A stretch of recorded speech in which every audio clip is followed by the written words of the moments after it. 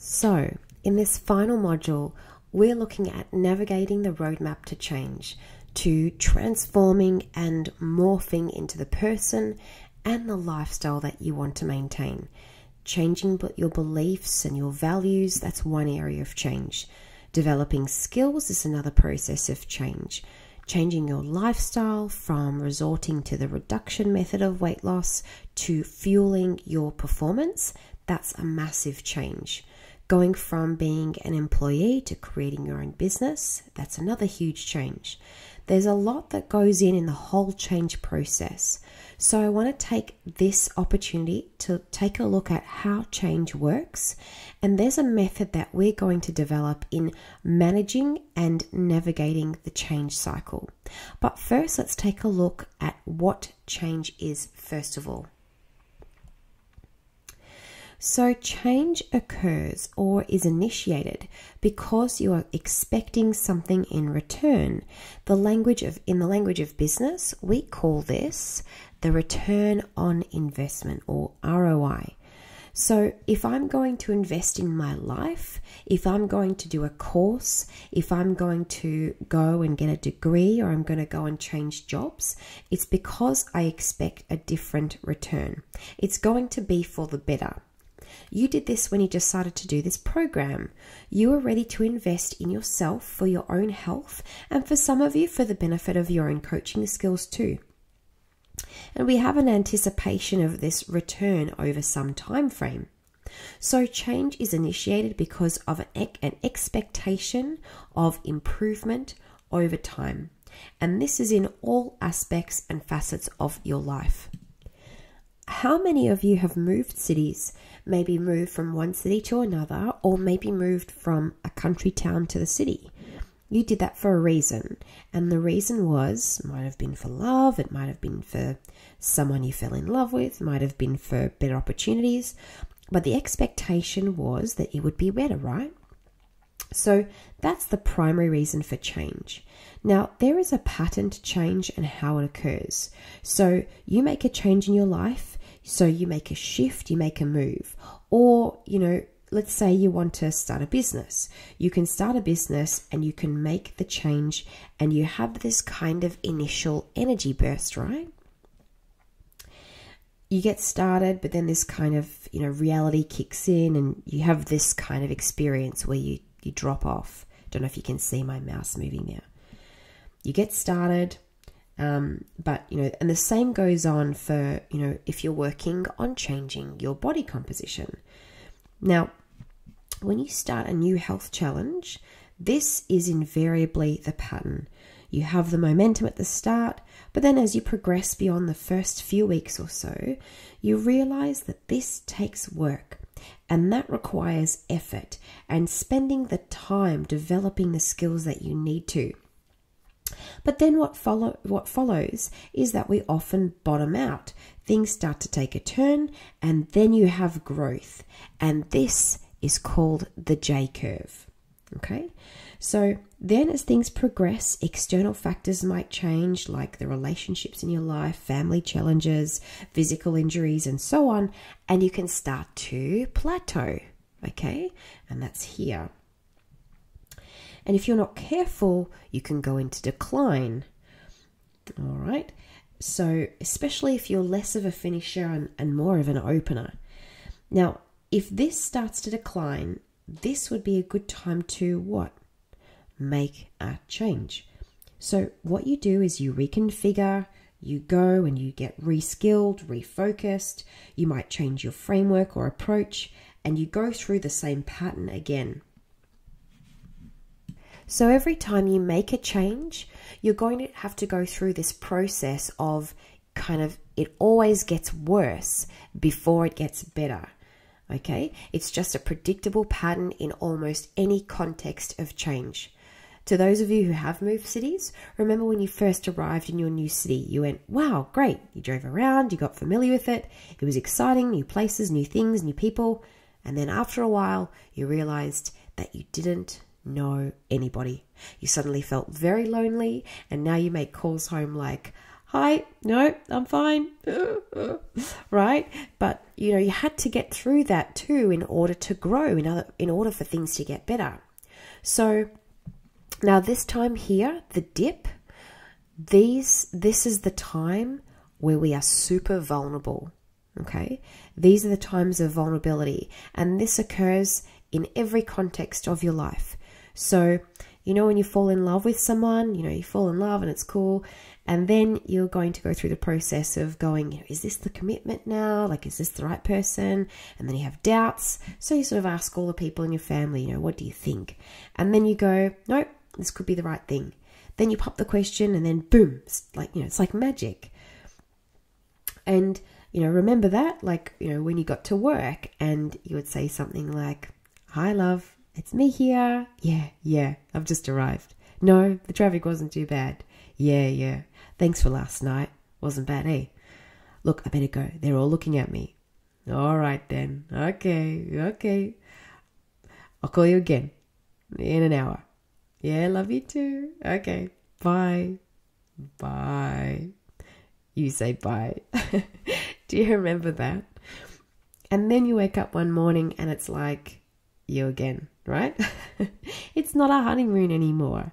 Once you've been in a long-term relationship, you've been through several of these interactions. You've gone through this. It's called maturing, growing, you know, having children, right? How many of you, when your first child arrived, you thought, what the hell? Your entire life was turned upside down. All your behaviors, everything, sleep, that's all gone. And then the magic of the baby, you know, this is your child, and then they turn 2. And then you get through that, and then they become teenagers. Yep, and that cycle starts all over again. So this is the pattern. So what's interesting is this. What happens here, so there's the bottom of the curve, is that we can predict it, and we can map it. We know what's coming, and what are some of the factors that could cause the decline? But what's important in this part of the curve here. So how do we create this or that start of change? Because I know that for many of us in this program, we're all on this curve at the moment. There are ways of navigating this territory. So what I'm going to do is I'm going to blow this section up, okay? We're really going to sort of take a bit of a magnifying glass looking at this particular part of the curve.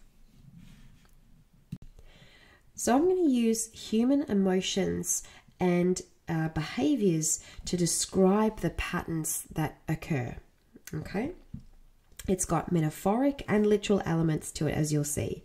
So what happens when you start to plateau, or the first indicator is that you start to lose focus. Now, the reason that you start to lose focus, it's here. And basically, the reason that you're losing focus is that you're in a state of what we call unconscious competence. Okay, in other words, you can do it without even thinking about it. So when you're early in a transformation, whether it's your health transformation, business transformation, everything just feels like effort because you're learning the skills in conscious competence, but with practice, time, effort, and persistence, it becomes unconscious competence. Okay, so the experience of driving your car, and you pull into your driveway and you say, how did I get here? You're driving successfully because you obviously didn't crash, but of course you are driving with unconscious competence. In fact, many of us like to go for a drive because it gives you time to what? To think. So you're maneuvering a ton or so of machinery at a high velocity in an unpredictable environment, and it gives you time to think. All right, so that's pretty interesting. So here, anyway, we lose focus. Okay, now this lost focus thing can go on for years. Some people stay lost in it too. And you'll see this in relationships as well. People lose focus on each other and they almost don't even notice each other anymore. So it's like it's these kind of warm bodies occupying the same space. And the decline kicks off with this human emotion. You start to feel bored. All right, so boredom is the product of lost focus into sameness, into same old, same old. Boredom is when you have an absence of challenge. You're not challenged by this anymore. You've lost interest in it. So boredom is the absence of challenge, and it's critical to recognize this. Are you bored of what you're eating? Are you bored of what you're doing? What do you need to do to create, to help, to challenge this? Okay, but more on this in a sec. So in that state, you're like, you really need to kind of review your new goals. What's your new challenge? What's the next step? What's the new growth? And we'll get into this work. People will come into a job, they'll do it for years, and then after a while, they can do it without even having to think. And then they get bored. Now they're looking for a new opportunity, a promotion, something else that's going to stimulate them. In relationships, of course, this occurs. You get bored with each other. And so what happens when people get bored? They look for an escape. Put two kids in the back seat of a car and go for a drive. What happens really quickly? They get bored, and then what do? They fight. It's a way of just getting through it. They're bored, they need some stimulus. Relationships. When you get bored with each other, arguments go up. Why? Because it's something, right? Like, oh, I felt something. Then it starts to compound, and then you start to get irritable and frustrated. So, irritability is like boredom on steroids. Okay, and it's not only boredom, it's irritable. If you're in a relationship and you're irritable with your partner all the time, this is a clear sign that something has to change. Go to the city at lunchtime and see like the looks on people's faces. How many people are just irritable? Is there someone standing at the traffic light just thinking, come on, and just, they just keep pushing the pedestrian button out of frustration. Like, it's going to make a difference somehow. By the way, that button is not connected to anything. It's just to make you feel like you have some skin in the game, right?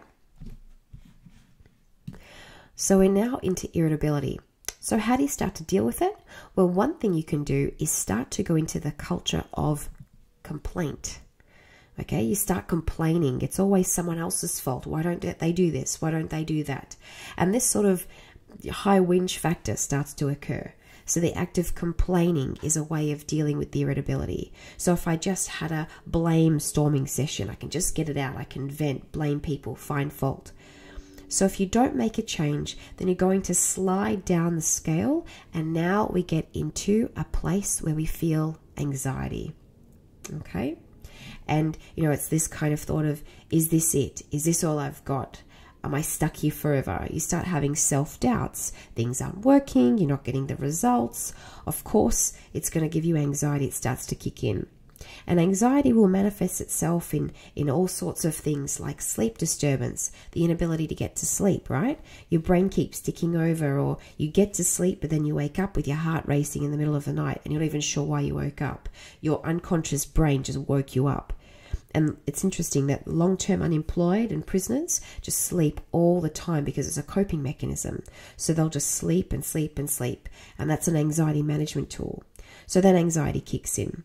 And if you don't do anything at this stage, then you will find yourself getting depressed. And we're not talking about clinical depression. I'm just talking about feeling helpless, worthless, and loveless. I have no worth. No one loves me. It's all too hard. Oh God, it's just too much.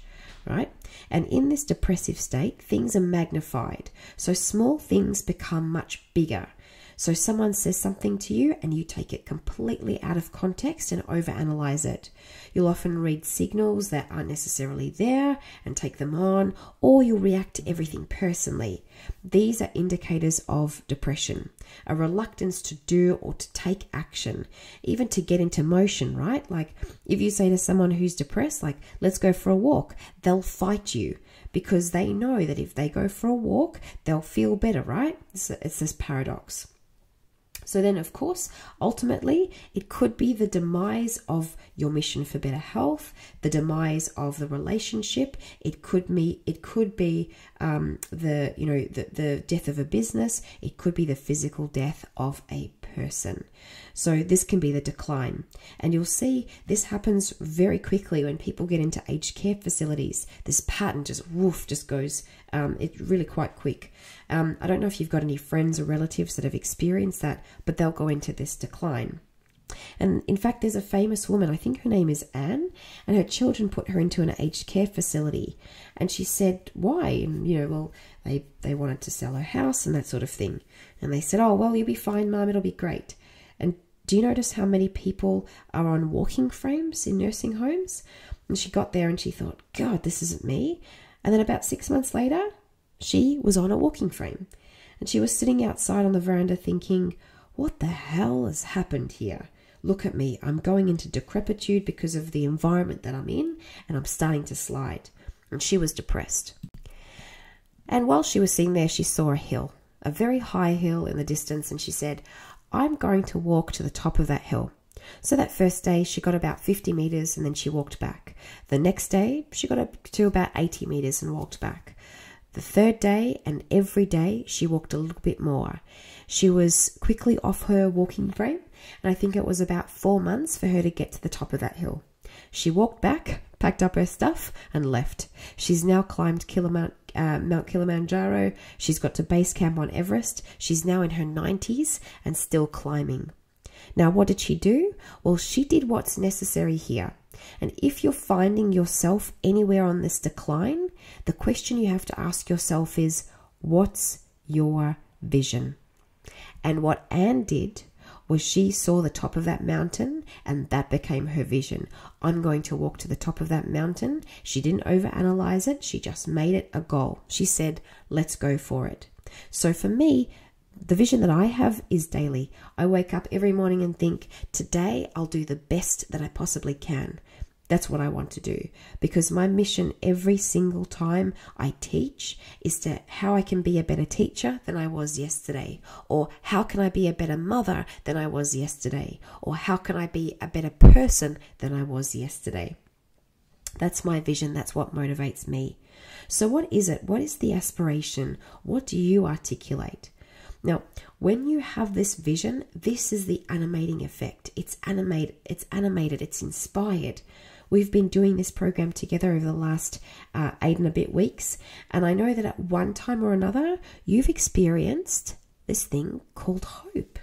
All right, it's that's the vision, right? You can articulate that, and keep it in front and center. And it's not about the getting, it's also about the giving. What can you give as part of your vision? How many lives could you touch beneficially? That can be a part of your vision. Now, when you have this, what it does, this kind of animating spirit, if you like, is it gives you an energy burst. Okay? So you have this energy burst, and the end of this, the end of this program, you'll feel better, than when you first started. You have real intentionality, right? A bit like a bit of a helium balloon. You're kind of bouncing right now, but what happens to helium balloons is that they start to deflate, and there's the risk, right?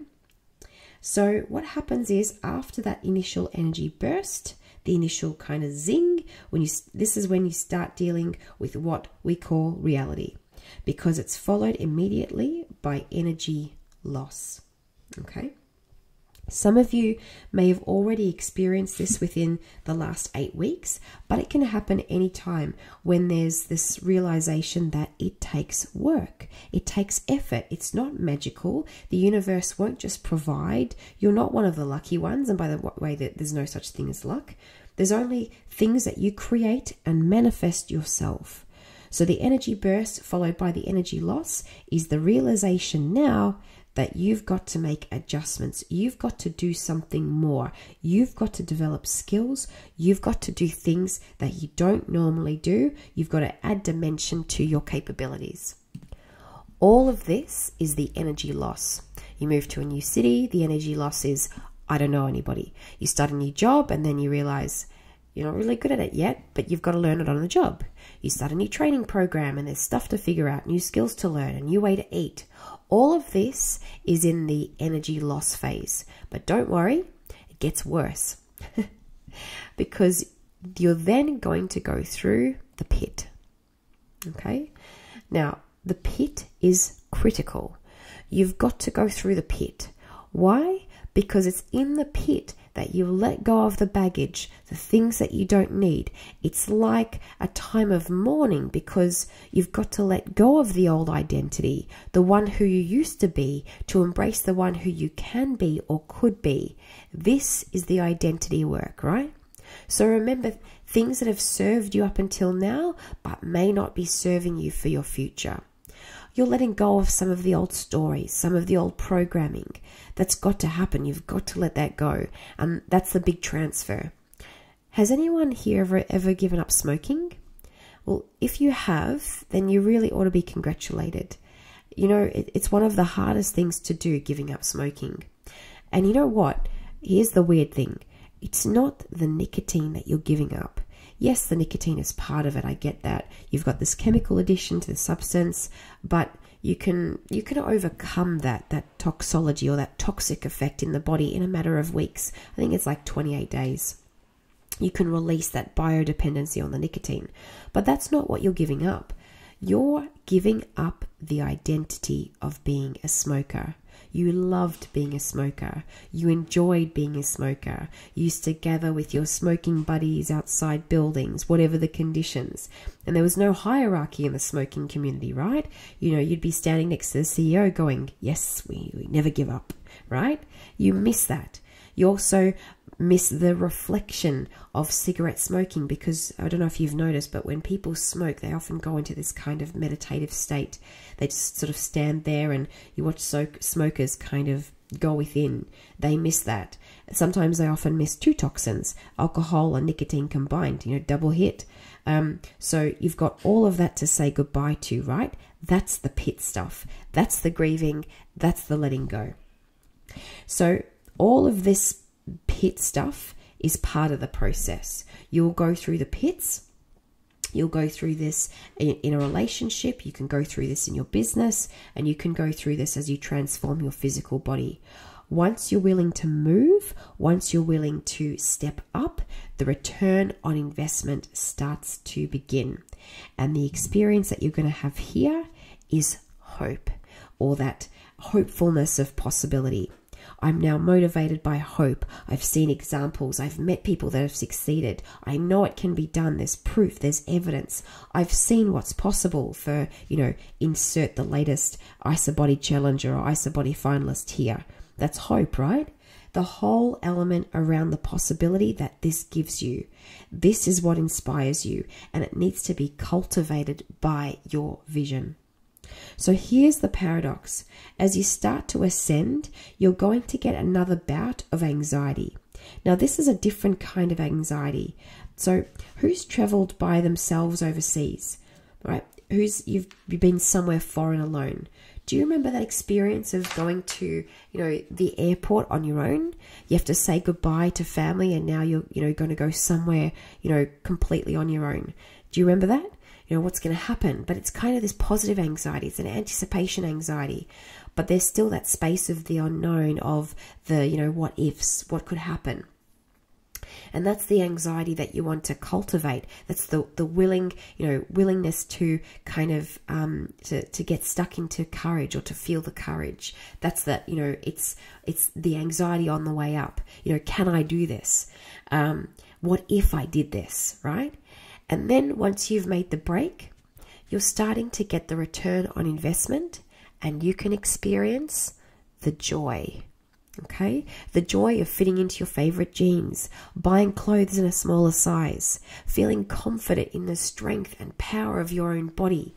There's the joy in what you have accomplished on your journey. Now, here's the paradox of life.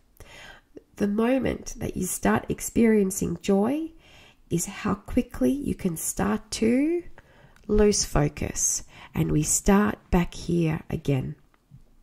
Okay? This map can be applied to any context in your life. Your primary relationships with your children, with different children, different stages in your work, in your family, your parents, brothers, sisters, in the business that you're currently working on, in the health transformation that you're working on. Where are you on this map? Now, the reason why we have this map is that when you are in the pit, you know there's a reason for it. What do I need to let go? What do I need to share? What do I need to say goodbye to? What do I need to get rid of? And when I'm going through my own pit, at least I know I'm in there. I go, oh, I'm in the pit. It's still the pits, but it's the pit. But I know it's that time of transition, and think of it as a rite of passage. So let me give you an example of what this cycle or pattern often looks like. Let's use Matt as an example, okay? So he's been coasting for way too long, and he's decided to make a change. He's created this vision for himself, okay? But what's it going to take? It's going to take work, right? So he joins the gym, he buys himself a pair of new Nikes, gets a Fitbit, does all that. So he's going to start with an energy burst at the gym. But then the reality of waking up at 5 a.m.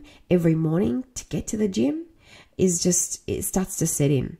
And by the end of the 2, 3, 4 weeks, he looks at the scales and he seems to have put on weight, and he can't believe it.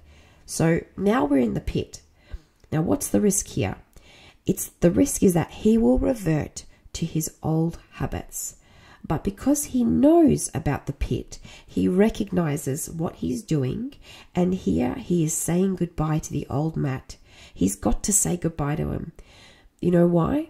Because that Matt also had an easy life. He ate what he liked. There were some benefits to being like that. Did you know that the day that most people give up their New Year's resolutions is the first Thursday in February? Isn't that weird? Because that's the day that most gyms will get calls from people wanting to cancel their gym contracts. And the first weekend in February, at least in the US, I'm not sure about Australia and New Zealand, but the first weekend in February is the weekend where most fast food and alcohol is consumed. These are the predictable patterns. Except that most people don't understand how to do pit management. This is all part of the process. Does this make sense?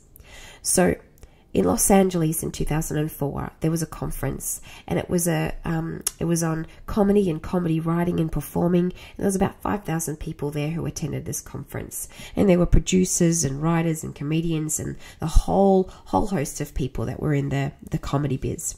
And the closing speaker on it the Sunday afternoon was a guy who you might know called Jerry Seinfeld, and he was was obviously one of the most famous comedians in the world, very, very huge at that time. And his title of his presentation was The Secret to Comedy Success. Everyone was excited, right? Jerry Seinfeld's going to be presenting The Secret to Comedy Success. So for the final presentation, the room was packed. There was standing room only. There was a single microphone and a big stage with a big banner displaying, the secrets to comedy success. The MC came up to the microphone. Ladies and gentlemen, please join me in welcoming Jerry Seinfeld. Standing ovation. He walks up to the microphone and turns. He points at the sign, and then he presses a button. A banner falls down, and he walks off the stage. And written on the banner was the secret to comedy success, and that was do the work. You've got to do the work. There's no secret. It's the work. And Jerry did come back on the stage, and he was telling them that, he was an overnight success, but it took him 10 years to become an overnight success. He said, I would go from comedy stage to comedy stage, sometimes 5 a night, and at 3 a.m. in the morning, I'd be doing my 4-minute set to 3 drunk people, but I'd do it every day. Every day. How could I get better? How could I get good? How could I work with that line? How could I change that pace? How could I use that pause? How do I facilitate that? This was the work. 10 years of back-breaking work, doing it until it happened. It's doing the work. We participate in programs like this to learn, to get insight, to develop better habits that will serve the vision that we've cast for ourselves. But also, we do things like this because we are working on our own identity. Who am I? What can I do? What can I contribute to? How can I contribute to my community, to my family, to myself? And so this idea of identity is part of the deal, right? And this person that I want to be, this person that I seek to create, the story that I want to tell, the design of my own life. What we've learned over these last 8 weeks is not only are we developing this identity of possibility, we're also recognizing that it is possible and that we can do this. We can believe it because we can see it. We can see it in the early stages within ourselves and our own changes, and also because we've seen people that have done this before us. So, in closing, foster your own beliefs to create a better narrative for yourself. Get rid of the lizards, as Colin James would say, that negative narrative that feeds on your most vulnerable moments. And forgive me, I've been talking all night, so my voice is hopefully will just hang in there. But in order to do that, you're going to have to plug into things that are important to you, your values. So end this program with good intention. However, the truth is that we are all bound by the existing boundaries of our familiarity zone, right? Now, when I say familiarity zone, this is the stuff that we just do all the time. It's the same old, same old. Now, I'm sure you've done a bunch of training programs, and I have no doubt that the trainers will say, you must get out of your comfort zone. You've heard of that? I don't understand that, because what's the number one attraction of the comfort zone? Because it's comfortable, right? I don't know about you, but I kind of dig comfort. None of us is going to come home after a long day and say, I'm too comfortable. No, the thing is that, you don't evolve from comfort. That's the thing. It's like crocodiles that never evolve. If you're a crocodile, you've got it sussed, and you'll have stayed that way for millions of years, since the time of the dinosaurs. Pretty sure they say to themselves, I'm good right here, thanks. So the only challenge is that what does familiarity breed? It breeds contempt, right? So sameness, dullness. It puts us on the downwards to get, to get through. We've got to challenge ourselves. So we do programs like this, and we're challenged. We can see the possibility, and we can expand the boundaries of what we could be and what will be. So here we're now going into learning. We're in a learning zone, and may I suggest that this should be our lifestyle. Our lifestyle should be constantly learning, curiosity, intrigued by others, observing and understanding ourselves and others. That's why we spent 2 weeks dedicated to learning more about ourselves, because when we understand ourselves better, we can understand others much better as well. So it's constant learning, and the learning itself does take a degree of what we would call somatic intelligence. This is what we call courage. We've got the courage to do this, the courage to try, the courage to continue, the courage to experiment. And because you're part of this community, you can encourage to give courage every day in the weeks and months beyond this program. Give the courage, be the sharer of courage. And most of the time to do this, we need to be okay with being vulnerable about sharing our own journey and our own story. So, we've learned a lot together over these past 8 weeks. And as we start to think about Christmas and holidays, etc., and whatever else is coming up for you, what you've accomplished and experienced over these past few weeks will continue to be a part of you. They've changed you. You'll see things differently and feel things differently. But sometimes people think, I wonder how long this will last. I hope this doesn't wear off. But think about this now. Rather than something wearing off, this is something that is going to become a part of you. It just is you. And think of the people who are watching you right now, and and the lives that you may be able to influence and inspire as a result of, taking the action that you are taking today and every other day beyond this program. Think of those benefits that you can have. Think of the weight, both literally and metaphorically, that you'll leave behind. Think of the success that you'll manifest, not only in your health, but as an individual, in your family, and in other aspects of your life and in your communities. And I just want to end by saying Thank you so much for joining the Master Your Metabolism tribe and for trusting me to be a small part of your journey towards, your best health and your best self. You'll have the opportunity to repeat this program for free anytime that you refer a friend and they enroll in the program. And future dates will be announced very soon and you'll be the first to know.